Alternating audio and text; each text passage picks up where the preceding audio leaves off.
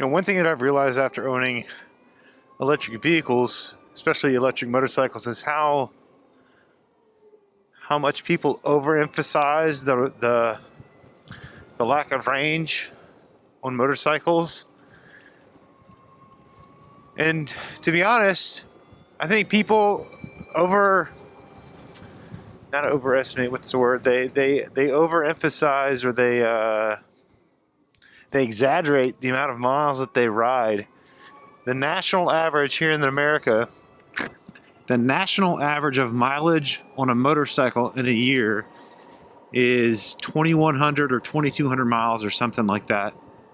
And when you break it down to like week by week, it's like maybe 60 miles, if that.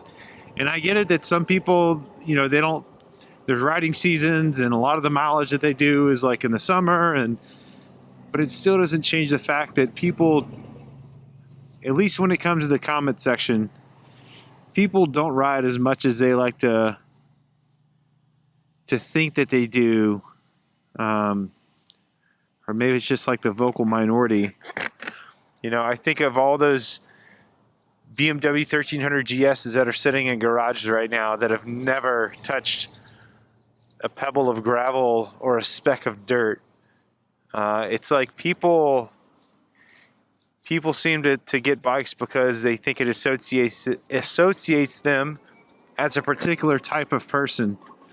And so it's like people get a BMW GS, and I'm not saying that everyone's like this, but it just kind of seems like the ones that they get these big bikes that are meant for big adventures, and they never take them on it. It's almost, that people that have bought live wires have done the same thing. People bought the Harley Davidson live wire when it first came out in 2019, and then they keep it for 4 or 5 years and they sell it with less than 1,000 miles. And so, I have 15,372 miles on this particular bike. My first live wire, I had 27,000 miles on it before I sold it. I didn't sell it for any wrong reasons, just it's another story. And then on my Del Mar, I've got about 6,000 miles. So, all those miles combined, and I had a 0 DSR before that. Almost all of those miles were charged at home. There were a few long trips that I did, or when my wife lived in Richmond, we were dating. It's about 130 miles away. There was maybe a 15 or 20 minute stop midway just to kind of plus up on battery. But, people overemphasize range and charging and stuff like that, when the majority of the riding that you do, unless you're like retired and you don't have a job and you're really old and you have a gold wing, the majority of what you're doing is local, and it doesn't take that much battery to begin with. Like today, for instance, I had to go to the ER, I had to get my eye fixed, I had to go to an ophthalmologist, I had to go to Walmart, and now I'm heading back home. And I've used, let me see here, I'm at 38%. I've used 20% of the battery today running all of these errands.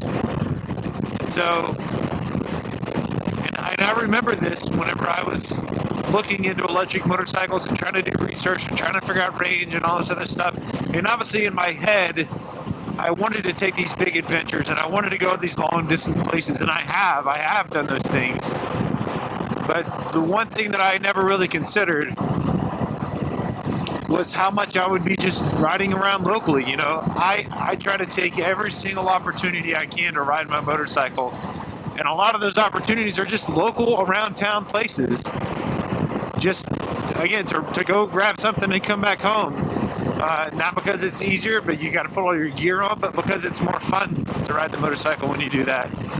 So, just people need to really step back and really kind of analyze like how much they are actually riding it. And again, I'm not saying that there aren't people that don't like to go for a weekend and do 800 miles in a day. I'm not saying that doesn't happen at all. What I am saying is that is a rarity for most people, and that's proven in data that's been collected by the National Highway Association. If you do that, if you're doing like 700-800 miles in a day, which God bless you, I do about 250 miles a day, and I'm pretty much whooped at the end of that. Look, more power to you. Electric's not your thing, but for the vast majority of people, that's not the case. They're not putting that much mileage on their bikes. Yeah, so it's just, I find that in the negativity in comment sections of videos has more to do with the people's dislike that it's electric versus the actual practicality of it. You know, you could take any situation and come up with a counter situation that shows that, you know, this isn't good. Well, you know, you shouldn't wear tennis shoes because eventually they're going to go bad. Maybe that's a bad example. I mean, you know, you could take almost anything that humans do and find positive and negatives to it, or you could find a reason to hate it, and it doesn't matter what it is. And so it's like people feel like threatened that their way of life is threatened somehow because someone likes an electric motorcycle. You know, if a bunch of stupid California politicians hadn't said that, oh, by the year 2030 everything's going to be EV, would people even care?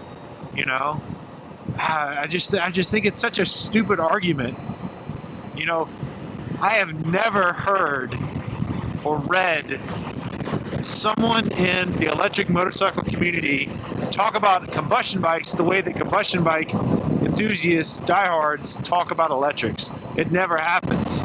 Well, I'm sure that it does happen. I've never seen it in my 5 years of being in this community. So it's crazy how people love to hate things, you know? They just love to hate. But like, bottom line is that if you're looking at electric motorcycles, I highly encourage you to go test ride one, whichever one it is, you know, whichever one that you're looking for or wanting to buy.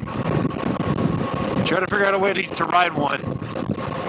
And that's really going to give you the best idea or inclination of whether or not an electric bike is for you or not. Or do you have fun riding it? Like, isn't that what we all do? Isn't that why we're all riding? It's because it's fun. So why does it matter what type of bike someone else has? Whether it's combustion, electric, adventure, cruiser, crotch rocket. Like, why does it matter? And like, why does it matter to you what someone else thinks about what you ride? Like, who cares? You know, you got one life. This is one of my philosophies on motorcycles and why I just don't give a shit about what other people think. A day is going to come, and it's inevitable. A day will come where I can no longer ride. A day will come where I can no longer throw my leg over a saddle. It doesn't matter what kind of bike it is. A day's going to come where I can't do it. So why would I not want to follow my own nose about what interests me just because someone else thinks that it's dumb or that it's stupid or that it's impractical? You know? Who cares, man? Get the bike, ride it, have fun with it, get something else if you don't like it. God, it's like so many people try to fit a round peg in a square hole when it comes to this stuff. It's just ridiculous. Ride the bike, enjoy it, have fun with it, and that's it. Like, there shouldn't be anything else up to discussion or up for argument. Do you have fun riding it? Good for you, man. Right on. No problems whatsoever. It's just, but people feel the need to like bash and lambast things and like say how stupid it is, you know. And like, what's really funny is that this doesn't happen in normal day life. Like, you're not gonna walk in Walmart and be like, God, that's a stupid looking dress you've got on, or that's a dumb looking pair of shoes. Like, nobody does that realistically because it's rude. But, you know, someone has a bad day, they piss off their boss or their wife thinks they're a piece of shit or whatever. And so they're like, well, I can't really do anything about it, so I'm just going to go in the comments section and start saying crappy stuff to people that I don't know. That'll make me feel better. Idiots. I don't know. If if you're looking to buy an electric motorcycle, you're looking to get into it, whether that's new, used, Livewire, Zero, Energica, I don't really care what brand it is. Put it in the comments below. What is the thing that's like stopping you from really wanting to do it? And I don't mean like financial situations where you can't afford it. Like, you know that you can afford it or you really want to do it, but it's just like something else is just stopping you from doing it. Like, what is that? Let me know. I'd love to know what it is that's stopping you from wanting to ride one of these machines, you know, or like what is it that's what's holding you back, man, or woman, or you know, whatever. What's holding you back? What's your barrier? Those are my thoughts for today, for this ride, for this beautiful day. Catch you guys in the next one.